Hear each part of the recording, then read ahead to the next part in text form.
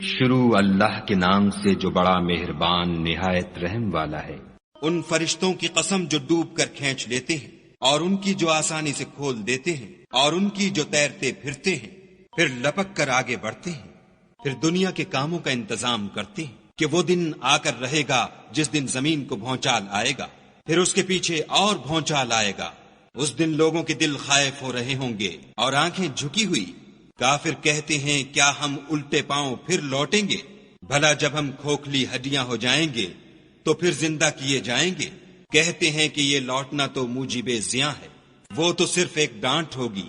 اس وقت وہ سب میدان حشر میں آ جمع ہوں گے۔ بھلا تم کو موسیٰ کی حکایت پہنچی ہے جب ان کے پروردگار نے ان کو پاک میدان یعنی طوا میں پکارا اور حکم دیا کہ فرعون کے پاس جاؤ، وہ سرکش ہو رہا ہے، اور اس سے کہو کیا تو چاہتا ہے کہ پاک ہو جائے اور میں تجھے تیرے پروردگار کا رستہ بتاؤں تاکہ تجھے خوف پیدا ہو۔ غرض انہوں نے اس کو بڑی نشانی دکھائی مگر اس نے جھٹلایا اور نہ مانا۔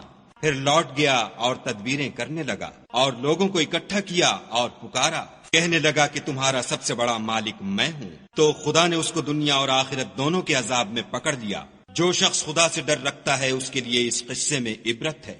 بھلا تمہارا بنانا مشکل ہے یا آسمان کا؟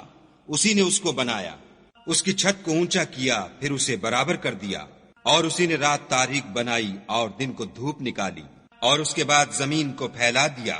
اسی نے اس میں سے اس کا پانی نکالا اور چارہ اگایا، اور اس پر پہاڑوں کا بوجھ رکھ دیا۔ یہ سب کچھ تمہارے اور تمہارے چار پایوں کے فائدے کے لیے کیا۔ تو جب بڑی آفت آئے گی اس دن انسان اپنے کاموں کو یاد کرے گا اور دوزخ دیکھنے والے کے سامنے نکال کر رکھ دی جائے گی۔ تو جس نے سرکشی کی اور دنیا کی زندگی کو مقدم سمجھا اس کا ٹھکانہ دوزخ ہے، اور جو اپنے پروردگار کے سامنے کھڑے ہونے سے ڈرتا اور جی کو خواہشوں سے روکتا رہا اس کا ٹھکانہ بہشت ہے۔ اے پیغمبر صلی اللہ علیہ وآلہ وسلم، لوگ تم سے قیامت کے بارے میں پوچھتے ہیں کہ اس کا وقوع کب ہوگا، سو تم اس کے ذکر سے کس فکر میں ہو؟ اس کا منتہا یعنی واقع ہونے کا وقت تمہارے پروردگار ہی کو معلوم ہے۔